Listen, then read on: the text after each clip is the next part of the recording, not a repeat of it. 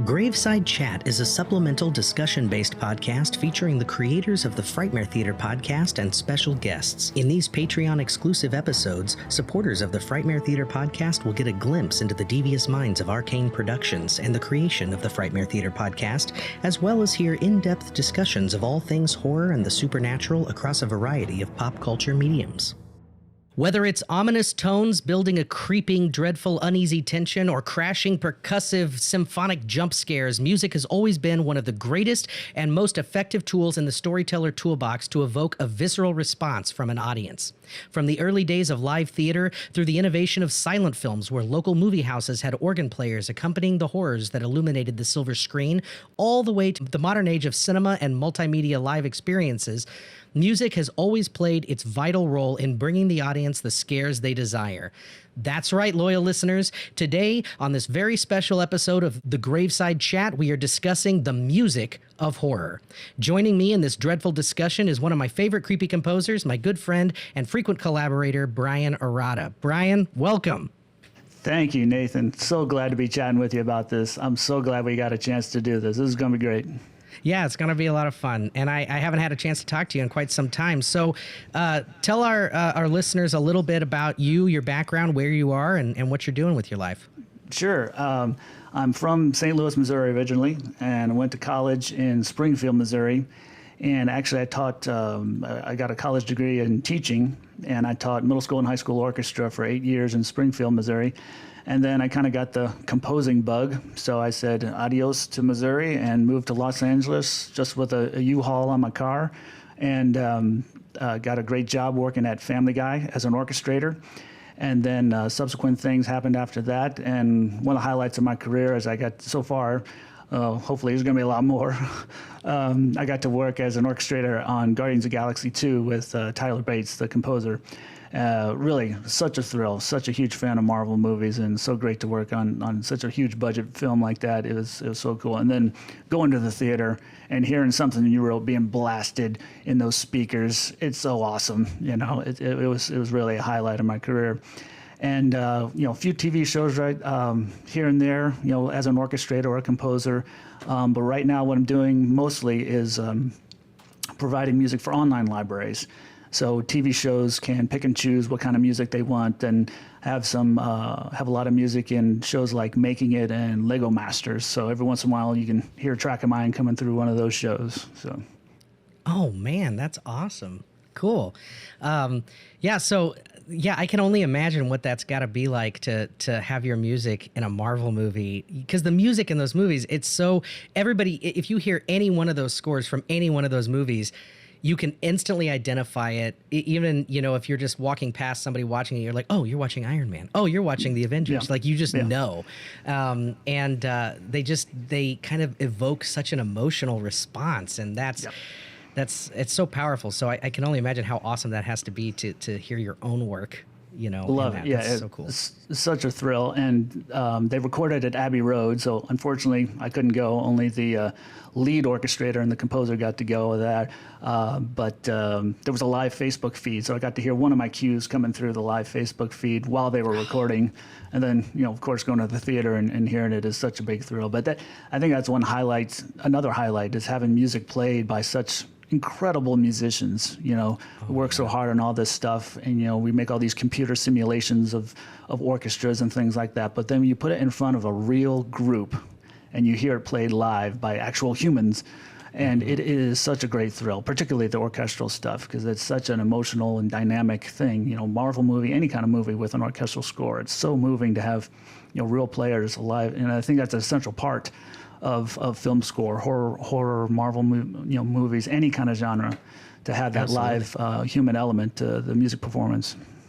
Absolutely. You know, and I have found, you know, in editing for film and for the podcast, you know, the Frightmare Theater podcast and things like that, there's some parts of it, it's dead. There's the material is dead until you get that music in there. And even if it's sparse, even if it's tonal things through just a little bit, but for some reason it just breathes that last little bit of life into a piece of art and really makes it come alive, not just for the audience, but for all of us too. It's like, you know, in the editing, I'm sitting here and I'm layering sound effects and, you know, building out the world, and I'm listening to it and I'm like, this sounds pretty good. And then I'll get our composers, Chris Braselli and Allison Johnston are our composers on the show. And I send off, you know, my timing edit to them. And when I get it back, it's like opening a present on Christmas Day. I'm so excited to hear it. And that's one of the things I want to talk about is the process behind that. And Bryan, you and I we've known each other for 20 years, something like that, like almost, or right around like 04. 03 at least. I think it's 03 actually. Yeah, that's when we did. We worked together. You were a high school music teacher at that time, a whole other multiple lifetimes ago. Feels like it. You know, it's like you were a high school music teacher, and I was an acting student in college, and I got a job directing a show at the high school, and that was Clue the Musical, which is a shitty show. It's not good. You know. Our show was good. Our show was great, but the show itself is not a great. It's not a great piece of theater. But what we did with it, you and I and David Crudwig, who was the theater teacher there at the time, and Adam Nolan, the Four Horsemen of the Apocalypse, got together, and we conceptualized more of a higher concept version of the show and did really fun things with it visually, with the actors. We had a great group of actors at Parkview at that time. And then with the musicality of it, you did a lot of work on that. Oh my God. Yeah. And we had this connection, you know, you and I thought, and then we decided, well, we love working together. And I started developing Dracula like a year or two later, and it was a year later, and we wound up doing it, you know, a full year out after that. And we did a stage adaptation of Stephen Dietz' Dracula, which is my favorite stage version of Dracula that exists. There's numerous stage adaptations of that story. I love Dracula. It's my favorite Gothic literature. It's one of my favorite horror novels of all time as far as classic novels go. And I've looked all over for good Dracula scripts. Stephen Dietz is by far the best. And you and I early on put our heads together and just had a hell of a time working on that. And it was so much fun, you know, putting that thing together. One of the highlights of my career at that time, because I was really getting into composing at that time. I was writing a lot of stuff for the kids in high school. I did a transcription of Lord of the Rings and Chronicles of Narnia. Those were the big movies at that time. And the kids are just loving it, and I'm loving it, the film score. And then you came up with the Dracula. Oh, how about you score a live-action play? Right. Of course I want to do that. Come on, let's do it. You know, of course. Sign me up. You know, it was such a great offer. The play mentions music in it, right? It's like music swells or something like that. And I'm like, well, let's underscore this whole thing like a movie. I want the whole thing completely underscored, because live audiences don't often get that. And I think this movie is very cinematic. Let's make it even more cinematic. Yeah. You were at every single rehearsal. You had your keyboard there and your headphones on, and you were composing with what we were doing, with what we were rehearsing. And I particularly remember this one rehearsal, and I just had a keyboard, and I already had a couple themes worked out at that time, I think. I was kind of improvising, and there was some kind of movement exercise the actors were doing, and you were directing them slowly. And then I was like writing music while they were doing this movement exercise, and it just became this, I don't know what it was. I was scoring their movement. It wasn't like a dance movement, but they were just doing some kind of It was experimental. Stage, we were doing experimental movement exercises. We turned out all the lights, remember? Yeah. We only had some lamps on. And some great things came out of that rehearsal that ended up in the show as well. And it was just I've never had an experience like that since. I mean, it was such an interesting thing to have the actors reacting to the music, because usually, you know, they're on the screen, they don't do anything. I'm the one scoring, you know, the action, whatever it may be. But to have them do that, it was really an amazing experience. And again, it went into the play and made it that much better production, I thought. You know. Absolutely. And Bryan, I completely agree with you. I've not had that exact experience again. I've tried to replicate it, you know, because it was so powerful that night. We all felt how powerful that was. Everybody that was in that rehearsal, it was like, wow, there was a lot of emotion involved, and it scared us, some of us, and I was directing it. I didn't know where it was going. You didn't know where it was going. It was complete no, it was just this thing that just experimental. Evolved. Yeah, it was, and everybody was rolling around on the floor and coming out of crevices and moving the set pieces around, and just it being animalistic and vampires, and it was crazy, and it was fun, and it was freeing. And yes, you're right, the actors, whatever you did musically, they would alter what they were doing with it, and it was almost like you were breathing together. We were all breathing together, and when somebody would take an intake breath, somebody else was exhaling, and it was a very shared experience that if you're a performer, you've had an experience like that, and they're those things that you treasure, I think, for the rest of your life. And if you're not a performer, sometimes the audience experience can feel like that too. And I think people that experienced that first Dracula, we did two Draculas. We did one in 2005, which is the production we're talking about. We did another production in 2008 that you also scored, but you were already in Los Angeles, so you weren't able to be there with it. And it was a wonderful, beautiful experience. I came back and saw one show of it. Yeah, and see the final product, which was, again, amazing. And I wish I'd have been there the whole time, but I was able to come back and see it. Yeah. It would have been nice. We just couldn't afford to bring you in the whole time. I know. Well, I was still a little struggling out here, so it was like I can't be jet setting across the country. But I did make it for one. So yeah, and we appreciated it, and the music was amazing both times, and we learned so much about each other working on that, and about the process, and. You find when you're in the production end of things, either, in any art form, theater, film, television, radio, whatever you're doing, you find certain people that you just click with, and that you have a shorthand. You can understand each other on a wavelength that is different than normal people, I would say, whatever normal is.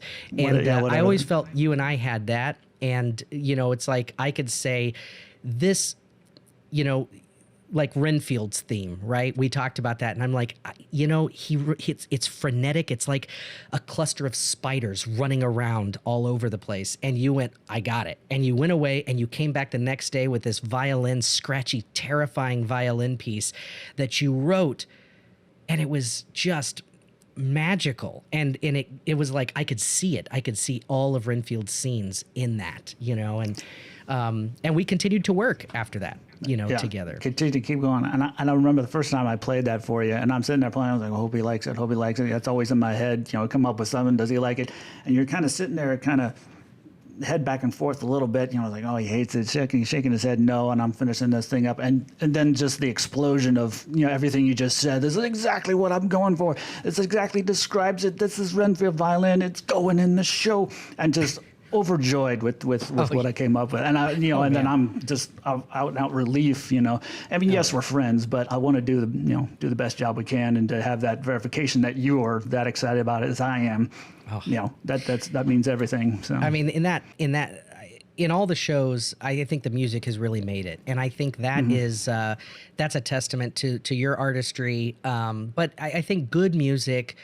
That's what happens with it. It's like you can't, if you took the music away, the movie might still be good, the play might still be good, but there's just, it wouldn't be the same. It wouldn't have that staying power, that resonance. Like you look at classic horror films, and you look at things like The Exorcist and Tubular Bells, or you look at Jaws and that da-dum.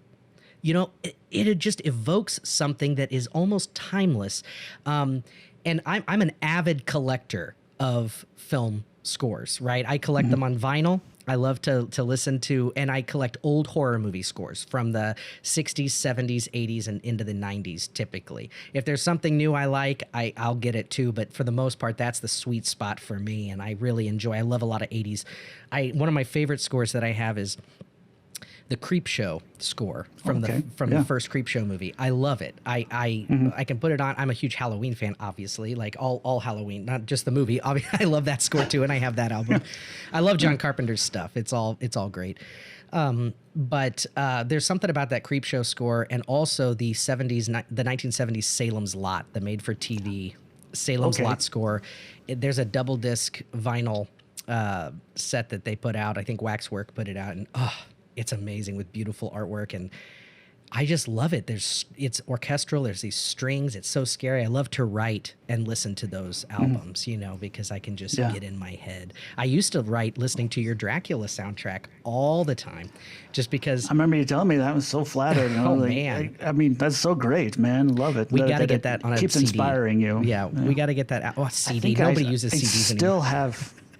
Yeah, I know. I remember we were able to sell the soundtrack at the counter there. We did, and I still have a couple of those around here Oh, somewhere. you do? That's So, great. I don't have any of the ones from the counter. I have the master that we did. You know, the masters that we made. Yeah. Well, and people, you know, I was selling them to not people. People were buying it at the show, but people outside of the show was like, "Can I have the CD?" I was like, "Oh yeah, $10, you know, whatever." And so I made a little cash off of it, but.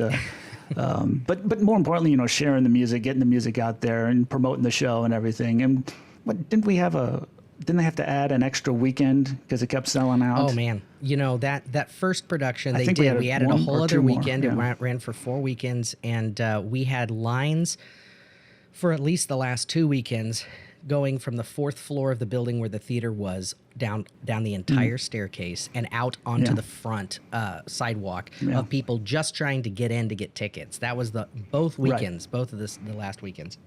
It's still one of the highest selling shows, especially as far as straight plays go that weren't musicals at that theater. Mm-hmm. Yeah, man, so great to hear. And somebody made a commercial for us too, and it was airing on the local. That was Daryl stations. Yeah, Daryl Clonch, my friend, who's our friend. Yeah, who's an amazing artist and he's a digital effects artist he's worked on multiple Marvel movies, the Transformers movies, all sorts of stuff. I mean, you guys have worked on projects together out there, and he's just an amazing guy, an amazing talent, a good friend, and he used to work. He was the creative director for KSPR, the local TV station, and he cut us a commercial that had your music in it and some audio clips, and he aired it illegally for us on the air. He snuck it in. None of the salespeople, all the salespeople were like, and they had a staff meeting, and they were like, "Who did this Dracula spot? That was amazing. Which one of you guys sold it? Their time placement is just amazing. They're always on in these time spots that were open that are just getting a lot of audience views." And everybody was like, "I don't know, I didn't sell it." So he wound up getting in trouble and having to pull it. But it played for like 2 weeks or 3 weeks leading up to the show in prime time. Like it was on a very watched network. I don't remember which one it was actually. What channel? I don't know if it was Fox or I don't think it was Fox. But oh man, I don't either. But people came up to me and said, "I saw your name on the commercial on the TV." I was like, "Yeah, that's our music. We're doing a show at the thing. Come out to the show, buy a ticket." And then I remember falling asleep and waking up, and I heard my music coming through the TV, which is, again, it's not normal to hear that. You know, I was like, "What the hell is happening?" Oh, that's the commercial coming through the, you know, again, that's a weird thing to hear that. But so grateful for Daryl doing that, even though he got in trouble. Yeah. You know? Well, I mean, he just got kind of a slap on the wrist. They're like, "You don't do that again." You know, like he didn't get fired, you know, at that time. Okay. Anyway. All right. Later on, the department got dissolved, but you know, no, that was, oh man, that was a great time. And that was a fledgling, that was the origins of Arcane, our company now that produces the Frightmare Theater podcast and produced the web series Shadowbound and things like that. Shadowbound. Which you, oh my God, let's talk about Shadowbound. That's a good segue. But the another origins, we great- started out as a fledgling theater company, primarily college students, like 5 of us college students producing Dracula, bringing you into the fold. And we had Daryl, and we produced at the Vandevort Center Theater with Springfield Contemporary Theater, the company, and as a co-production. It was magical. And then later we moved into doing film stuff, and our first small screen, but big project was Shadowbound, which is a 5-part miniseries, black and white, silent Lovecraftian horror. And it's a very niche audience, and we knew that going into it. But one of Arcane's big focuses is trying to make the audiences of today engage with the media that they are consuming on a more visceral level. Today's audiences, we feel, are too passive. You know, we sit in the movie houses if we're lucky, and we can kind of get into a movie, right? But most of us are consuming our media on phones at home while we're up and doing things on our phones, or getting up and going to the kitchen and, you know, talking with people and playing with the dog and whatever you're doing. And not a lot of us are really actively not just watching, but like with the media, right? It's not that reciprocal process that it used to be. So with Shadowbound, we knew that it was a niche audience, but we also knew making a silent horror black and white piece, people are going to have to pay attention more. People are going to have to not necessarily, if they're going to watch it on their phones, fine, but they're going to have to turn the lights out. They're going to have to lean in. They're going to have to really read what's being said, because you can't hear it. You can't take anything for granted. The communication is different. And one of the biggest aspects of that communication was the film score, which was provided expertly by you, sir. Thank you again. This is such another fantastic project. I couldn't wait to do it.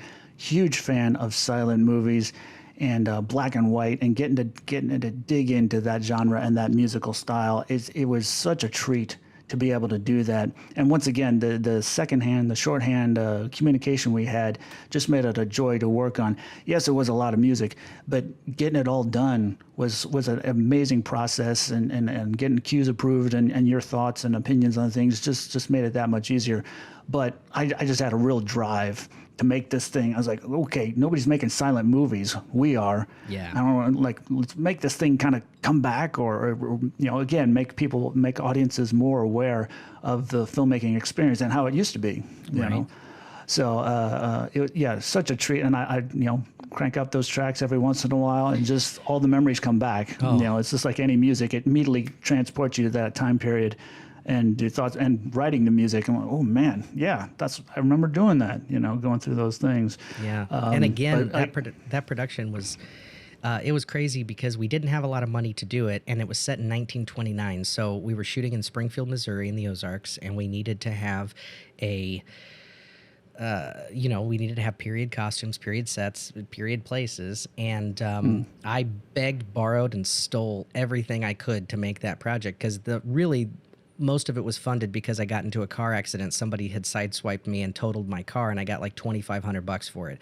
So most of that project was funded on $2,500, and that includes like meals and, buying all these period costumes and trying to alter things. I mean, oh man, it was crazy what we did. I couldn't believe we pulled it off, and we pulled it off because everybody loved it.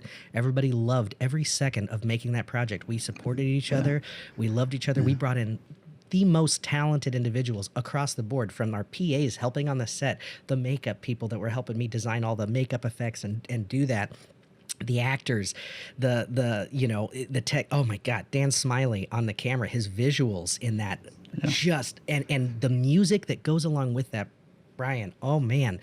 It made it, all those sweeping wide-angle camera lenses that he had, the music, the score is so powerful. We have, we still continue every once in a while to sell those CDs. They do come out every once in a while. Somebody will order it. I think the site's down now, but I've got boxes of them, so that when we go to conventions, we're gonna sell them more.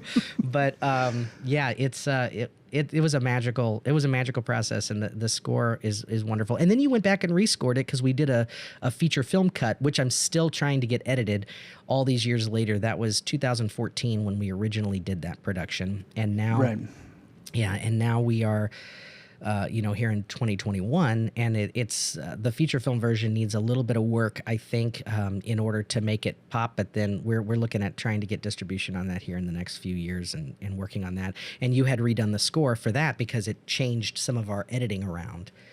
And revisiting it rather than the segments as one whole movie. I kind of wanted to redo a few things. Not it's nothing drastic, but I remember revisiting it and seeing it as a whole continuous film, and so I thought, let me try this. It might be a little different, and make things connect a little bit better. I mean, I don't think I changed anything that drastic, but that there are a couple little differences between the two, and essentially the same. But I think the opening credits was brand new. I think that was something that was completely brand new, and yeah, another fantastic project, and so proud of that work and everyone involved and getting it done on $2,500. Holy cow! Come on. We wound up raising a little bit more later, but the whole project was under 5,000 or right around 5,000. Still amazing. Yeah, it really was. But see, it's crazy because it's basically a feature film broken up into 5 parts. It really is. Yeah.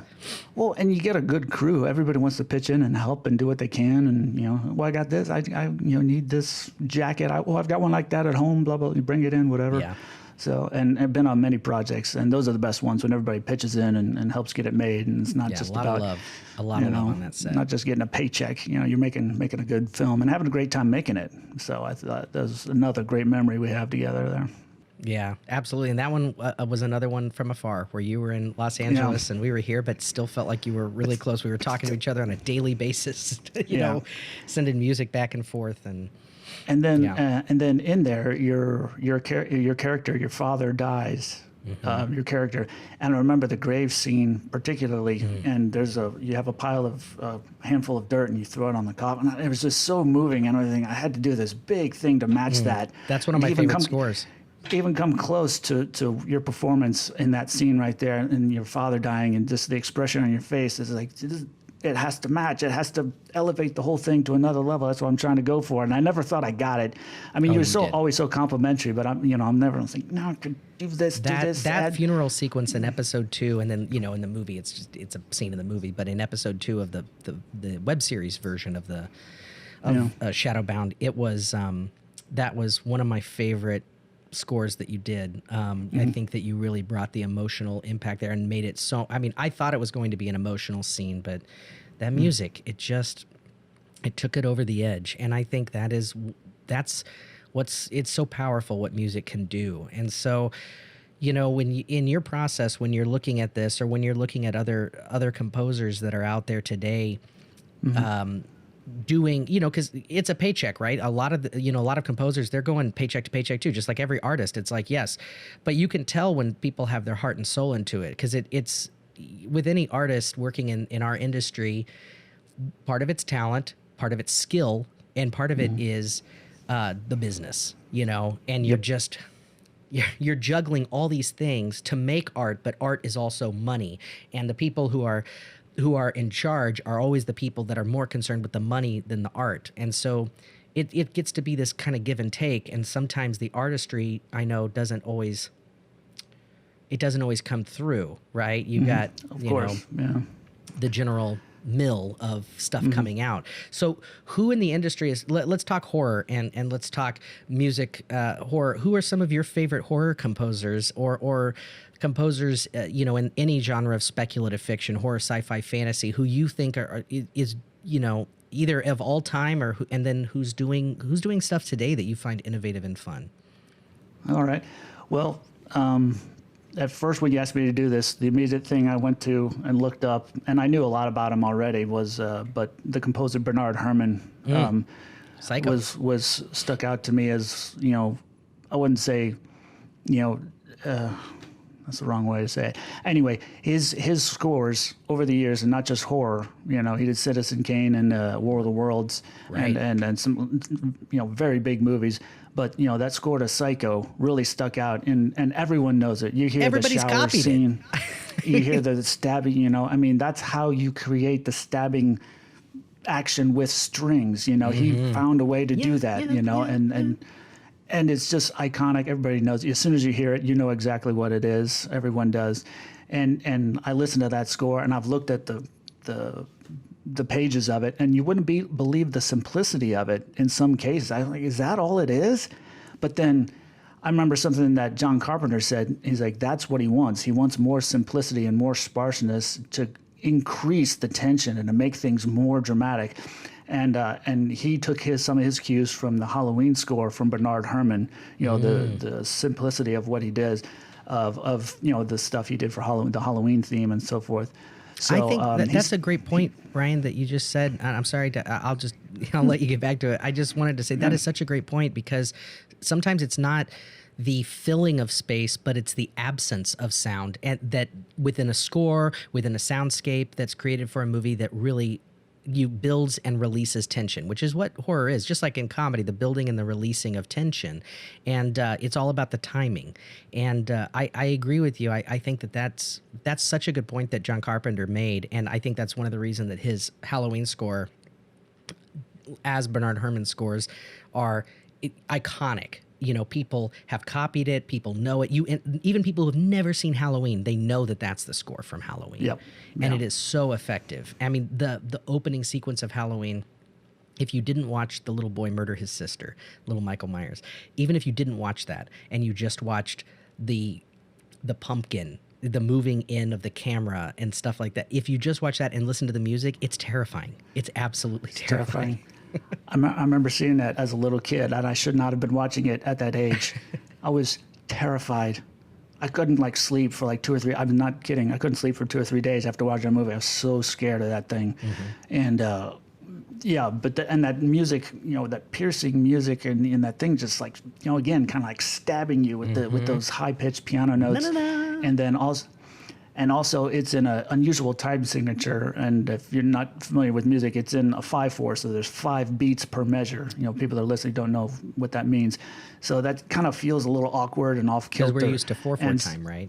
4/4, and it feels nice and even, and and feels right.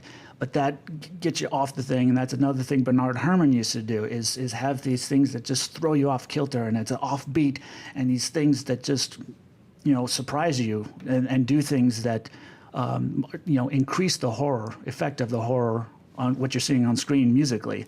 And so it's this iconic, and I don't know that there's anything modern that comes to match that, a level of idiosyncrasy of horror scores these days. I was trying to think of one, and I have a list of notes here, and none of them are from anything recent, all of them from the 60s and 70s. Right. So, you asked me what I was thinking of today. The one I could think of that was somewhat recent was Danny Elfman when he did Sleepy Hollow. I love that score. Yeah, I'm a big Danny Elfman fan too. Yeah. Danny Elfman has done some amazing scores, and then some scores that I think are very indicative of things he's done before. It's not much difference. But you have those typical and the bum bum bum bum bum, there's certain things that you're like, this is a Danny Elfman score. You can always tell a Danny Elfman score. Yeah, he's got his sound and he uses it. Yeah. Absolutely. Yeah, I really love that score to Sleepy Hollow, and Beetlejuice is iconic. You still see that. You see some of his music from Beetlejuice and from Edward Scissorhands popping up in other trailers all the time. Right. And it's like, why? That to me seems like blasphemy, honestly. When you take something that's so iconic from another project and then just tack it onto a trailer. I mean, maybe these kids today, maybe they don't recognize it, but I'm sitting there going, why is Beetlejuice score being used on this trailer for some action movie? And you've just got this. I don't get it. I don't know why they do that. The studio owns it, so they're like, okay, I can just throw this on anything. We need some fun music. Yeah, and some of that, I've been involved with some of that, and you have editors and music supervisors, and they put something in there, and then producers and directors have listened to it so many times that they can't hear it any other way, so that ends up having to be the music, and they can't change it, so because anything else sounds wrong because they've listened to it so many times, what it is, temp music wise or what have you, or something like a trailer. So who knows what goes on behind the scenes of why something gets put on, but I completely agree with you. Something as iconic as Beetlejuice or Batman, the Batman theme with Danny Elfman. Oh my gosh, I've heard that on things too. So you can't use that anywhere else. Come on, it's so dun, dun dun dun dun, and I've heard that on other things, and it's like not in a movie, not actually in a movie, but in trailers for movies and stuff. It just I don't know. Something doesn't seem right to me. But there's some composers today that I think one of them that I can think of is Joseph Bishara, who is doing a lot of he did the Insidious movies, and I think he's worked with a lot of James Wan stuff. I think he did Annabelle 2 and stuff like that.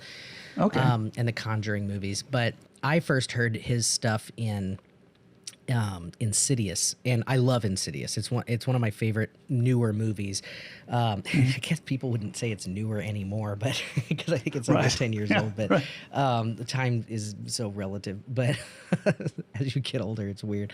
But I just thought that movie was so innovative in its sparseness when it came to special effects, and when it came to the real horror behind it is, you know, it's done so well in the acting and in the storytelling. The script is great, and the soundscapes are horrifying, and the music is very. It's almost like it's pulled from soundscapes. I know that he does these strange things. He likes to record in open wooden rooms that have a lot of echo, and he'll open up like a baby grand piano or like maybe, I don't know, maybe a stand up, and he runs things down the strings on the piano, so you have that you know, and it's really scary. And I'm not sure if he did the Witch as well. I can't remember who did the score for The Witch, but that movie, score on that movie is terrifying, and it never lets you off the hook ever. It just you can't relieve tension, because even in the moments where it's a little bit quieter, the music is still, there's something happening. You know, it's let's see, Howard Shore did Lord of the Rings, yes? Yes. And I love that score. But who is it that does the Christopher Nolan Batman films and the it's Hans Zimmer and James Newton Howard did right. Batman Begins, and then Dark Knight, and then Dark Knight Rises. He also did Inception. Inception, correct. And there's something about those scores that really have a tension building effect, but also just this soulful resonation with it. And he did stuff with the piano strings too, like the tightening of the piano wire for the Jokers, that beginning sequence at the bank where it's like, and it just it's so minimalistic, but it's so effective. And it's just amazing what music can do without having to be this grand score. But then I also love the big grand scores too. I couldn't agree more. And I think, going back to Sleepy Hollow, I think that's a big grand score that accentuates some of the stuff that's more terrifying in that movie. But but back to the simplicity. Yeah, it's just I believe it's an electronic cello playing that one note for the Joker in The Dark Knight. Yeah. And it's like, that's all you need. You don't need anything else. And it's just there. It's terrifying. It's creepy. You're not sure what it is. Is that a sound effect? But it was actually, I'm pretty sure it was an electronic cello playing that. So. Oh, really? Oh, wow. Yeah. But that was so simplicity. Effective. So. Yeah, and like I was saying, some of my favorite composers in horror movies today, because I'm a fan of more classic horror movie scores too, and I love the music, and I'm a big John Carpenter fan. The Thing score, Ennio Morricone, yeah. Yeah, right. Well, and he did it, and then also Carpenter did. Like they both, because Carpenter has some stuff in there too. But Morricone. Yeah, you can't. That's another just amazing composer that it's like everybody loves him. But no, I found the name of the other composer aside from Joseph Bishara that I'm really loving listening to today, and that I love to hear his write to his music, and just it gets me in a place. It's Mark Corvin, who did The Witch, The Lighthouse, In the Tall Grass, The Terror, for the second season of The Terror, I think, and he's just an amazing composer. That's somebody I think to look out for, and what they're doing as far as soundscapes. And because I don't know if you've seen The Lighthouse too, but the tension building in that movie, it's an Eggers movie, just like the Witches. The Witches, I love both those movies. They're in my opinion, they're throwback movies because they are that slow burn, that creeping dread of horror. That like what I consider to be what true horror is, that general feeling of dread, and that if your main characters could survive something like this? Would they even want to in a world where this could happen? Right. It's like that Right. kind of thing. Oh, And man. there's something so bleak about both of those movies and so beautiful in its disturbing nature, that disturbing, beautiful quality Right. that I love. And I love the music in those movies. It Oh, really doesn't let you off the hook. So I would check those out. I always check those out. Yeah, now you get me more interested in some of these other things. I would definitely check those out. But what? Yeah, well, and they're different. Bashar is doing different things than what other people are doing, and I think Corvin is too. Yeah. Well, and one I do want to mention that I looked up and I totally forgot about it, but I remember seeing it was Jerry Goldsmith and The Omen. Oh. And that opening main theme, it's kind of like Dies Irae, which is the death chant. Right. And he wrote his own, and he called it Ave Santini, like Hail Satan. But it's this really, low, male choir singing this thing. It's just going on. And actually, he won the Academy Award in '76 for best score on that one. Oh wow! That's the Sanctus Dominus thing that that they parody in South like Park, the Sanctus Cheesy Poofs. Yeah. See, it goes everywhere. It's in the pop everything. culture zeitgeist. It's everything. Yeah. Yeah, that's a very. But I was listening to that. I was like, oh man, I remember hearing it, remember seeing it, but I had forgotten about it, and I'm listening to it again. I'm like, wow, of course he deserves Academy Award for that one. It was so creepy, and choral. So it's kind of like it's church or religious oriented, but you're praising Satan in it. So that's just another one that kind of sticks out, like something, and that's back in '76 too. It's one of the older ones, Right. And one more I do want to mention is Christoph Komeda. He was the composer on Rosemary's Baby. Oh, And, I love that. And the opening sequence, the main titles, is Mia Farrow, the main actress in the movie. She's actually singing the La La La's over there. Yeah. And it's just such a creepy La La La. I was like, what? Who is that? And I was like, no, it's Mia Farrow, the main actress singing that part. And it's so damn creepy. That is boy. still one It's of, disturbing. in my opinion, one of the scariest movies ever made. And I know a lot of people would argue because it's not full of jump scares. I don't even know if it has a jump scare. I can't recall if there's one jump scare in the whole damn film. But my God, it is so the paranoia behind it. It's got that whole young Goodman Brown thing from the old classic Nathaniel Hawthorne story, Young Goodman Brown.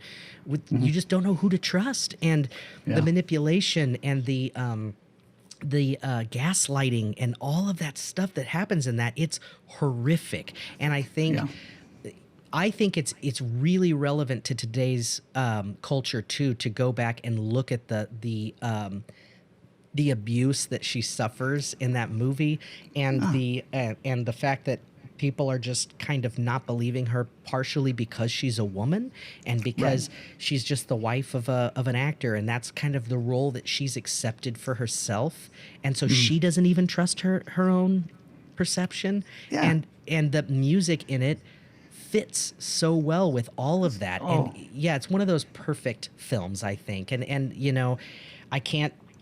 It's a Roman Polanski movie, and Polanski's a monster. I know that, but you can't argue that the movie is not an artistic masterpiece. Yeah, I was just going to say the same thing. You got to separate it from the man. So. Right. I mean, H.P. Lovecraft is one of my favorite horror authors, and he was also not the best person in the world. He was a racist xenophobe. Oh, wow. Who shut himself up, and very sexist and very racist, and not somebody I'd ever be friends with in my life. But his artistry, his insights, and many aspects of his nobody is pure good and pure bad, and the things that he brought to the world have.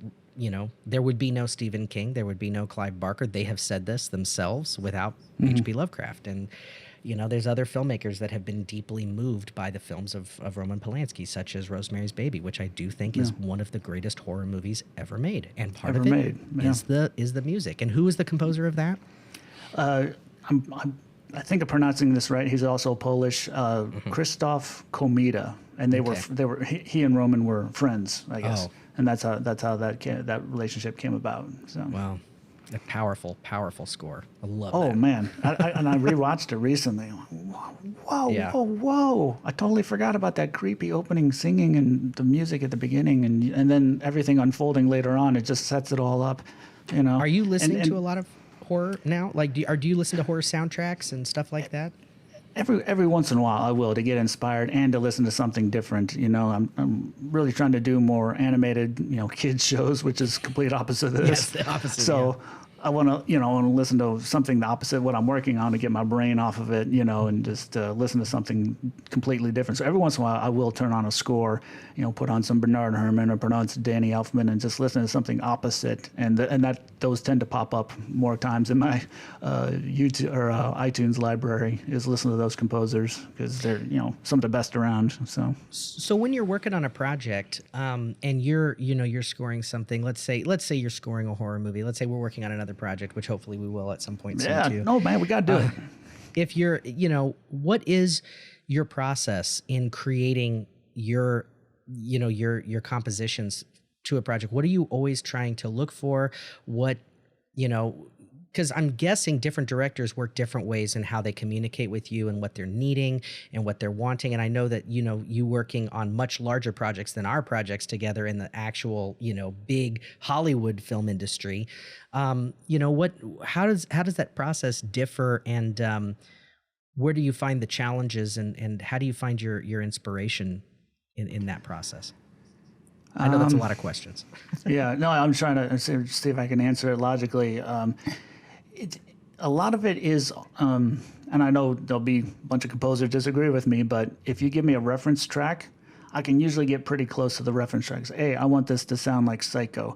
I want this to sound like, Halloween. Give me something similar to that. I like to think I can get pretty close to that. Does that happen a lot, Bryan? Do people give you, like, they really want, it's like, I want Danny Elfman, but we're not going after Danny Elfman, so be Danny Elfman. Is that what you get a lot?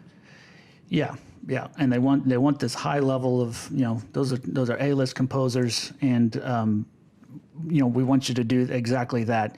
I'm like, I don't want to do it. That's great for the inspiration, right? But you're you want to be Bryan Arata.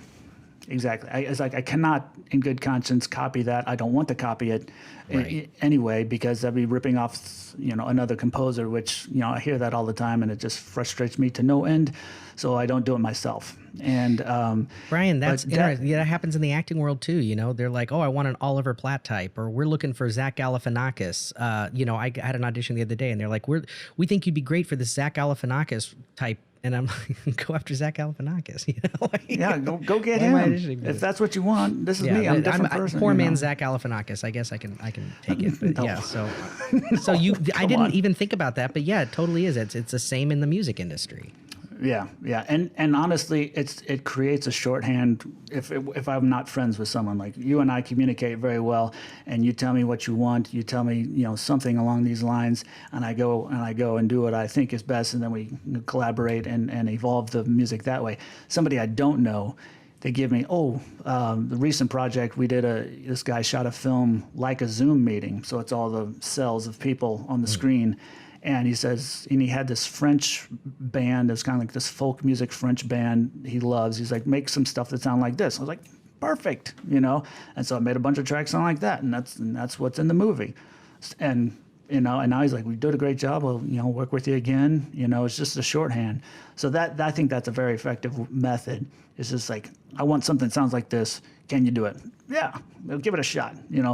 But at the same time, I want to put my own stamp on it and have my own sound. I mean, you mentioned earlier, it's like Danny Elfman has an iconic sound. John Williams has iconic sound. I think James Newton Howard has a bit of iconic sound, but it's hard to tell sometimes. But, and those things are rare, to have a unique sound. Right, John Carpenter with his heavy synth scores. Yeah, and things like that. And Ennio Morricone mentioned that earlier, same thing with him. Right. You can tell it's him. So it's trying to find that unique sound, I think, is very difficult. I mean, I can only name a handful off the top of my head that I can know, that's that composer, without even looking at the credits. I know it's him. Right. And I think that's rare. So in these days, you try to do what's best for the film, and, don't try to be some kind of, I don't try to be some kind of super A-list composer or trying to copy some super kind of A-list composer. It's like, I don't want to do that, but still I am trying to find a unique sound. It's like, oh, that's a Bryan Arata score, you know.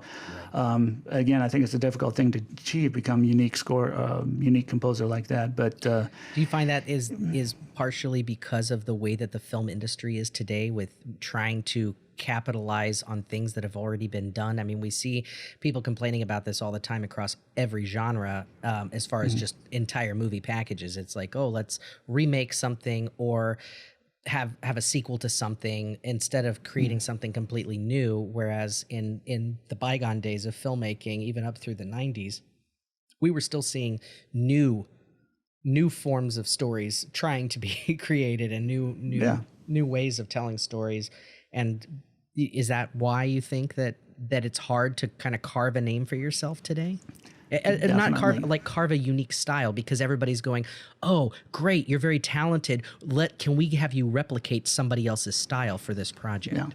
Yeah. And again, this goes back to the temp music thing, saying, oh, we've temped the movie with this music, and they've listened to it so much they can't hear it any other way. So just do something like this. And there was a YouTube video out recently of showing the comparisons of what was temped in a score or what was temped in a movie and what ended up being the score. Can hardly tell the difference. You know, it's so close. There was one in a Marvel movie, it was one of the Thor movies, I forget which one, and it was a Hans Zimmer cue, and the composer Patrick Doyle almost stole it note for note, because that's what the director wanted. I was just so disappointed to see that. You know, I was like, you're just ripping off the temp music, and it's another big Hans Zimmer score, big movie. Yeah. And it is sad to see those things, but at the same time, you know, this is what's needed for this movie. This is what this director wants. Right. And this, do the job. You got to make a paycheck. I mean, composers have to keep working. And if whatever the industry is demanding, you gotta give it. You gotta give what the industry wants. So it's a double-edged sword, I guess. But I guess well said. To me, the best thing would be, you know, because like I said, this is happening not just on the music end, but on the actors end and on the producers end, and you know, everywhere, is creating your own content, creating content with people that you like on the smaller scale that can hopefully blow up and get bigger. And again, hopefully we can create something again in the future. And, you know, we've got some shorts in mind with Arcane, with our production company, that we're wanting to do, and maybe even a feature or two in the future. As well as we're developing live shows for Frightmare Theater to be able to take on the road and do, you know, actual you know, cons and festivals and stuff, and in those live shows being able to possibly have live music, kind of like what we did with Dracula, you know, where we have you know, somebody sitting there actually playing and doing things. So I think that that to me, that's what I get tired of playing the game. You know, I get tired of the rat race of auditioning for things that I don't really care about. You know, this is the thing I think all actors are. It's like, do you want to work, or do you want to do the art that you want to do? And sometimes you got to do what you got to do to make a paycheck, but then you want to do something that you can call your own, that you can have the artistic freedom, you know, that you want. And that's one of the reasons we started the Frightmare Theater podcast, is because it's not very expensive to produce, and we can make the kind of stories that we love, and to make them super high quality, you know, that beyond what other people are doing today, and get it out there, get it out into the world, and let people share in the love of this genre with each other, and have that kind of nostalgic view. And so, I think creating your own work and trying to keep it out there and working with the people you love. So again, you know, we've makes always all loved the difference. Yeah. It does. It really does. And we've always loved working together. So I really hope that we get a chance to work together again in the future. And me too. Yeah. I can't congratulate you enough on all the amazing things that you're doing there and continue to do. And it's been fun to watch your career, you know, grow. And I'm working on this film, and I'm doing this. It's just like, that's my friend. He's great. He's so talented. Well, so, you know, you told me that 20 years ago when we were still in Springfield, I wouldn't have thought that. I'm like, what, I remember you're like, I working think I on a want to do Marvel this film. What the hell? This is I great, think I want to do this thing. I think I want to be a composer.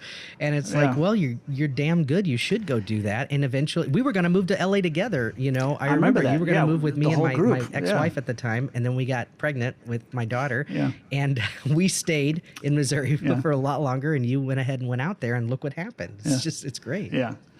And I will always remember Dracula as the start of it, because that was really one of my first scoring projects. It was the first scoring project. Up until then, I was transcribing things and writing little things for orchestras, high school orchestras to play. Mm-hmm. But that was the first thing that was a true score to a project. So that truly did get me set it on this career path. Was our project. It was that Dracula. Was also our first production. Like, as far as Arcane goes, our first really true production. We didn't even have the company really truly formed yet. It was the formation of this like-minded group of people.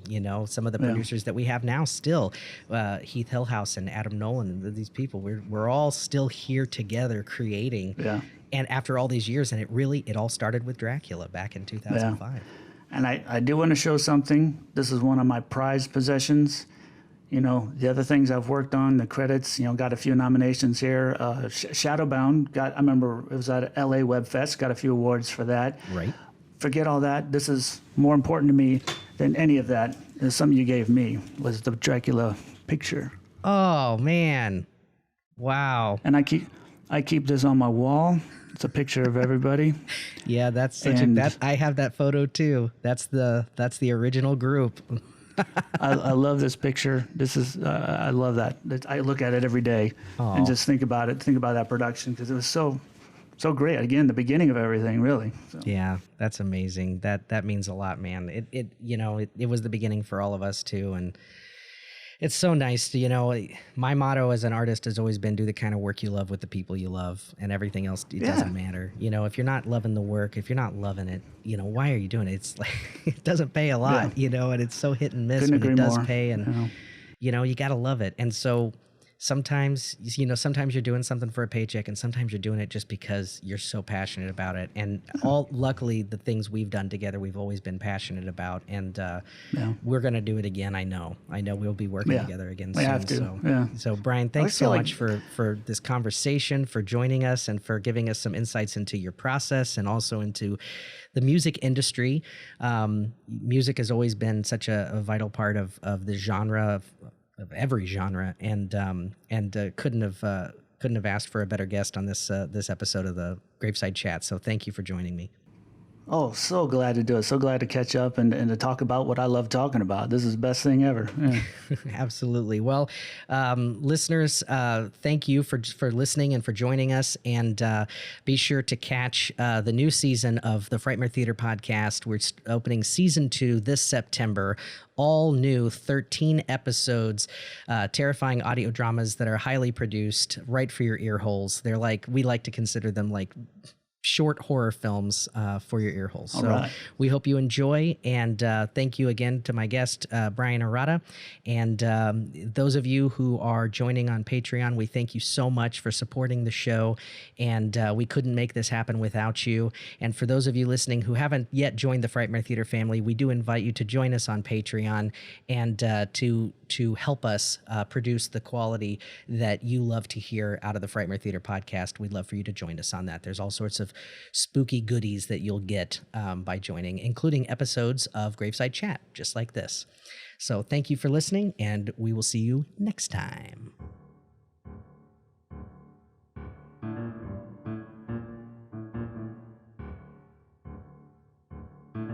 To unlock more special episodes of Graveside Chat and other gruesome content, join us as a supporter of the Frightmare Theater podcast on Patreon.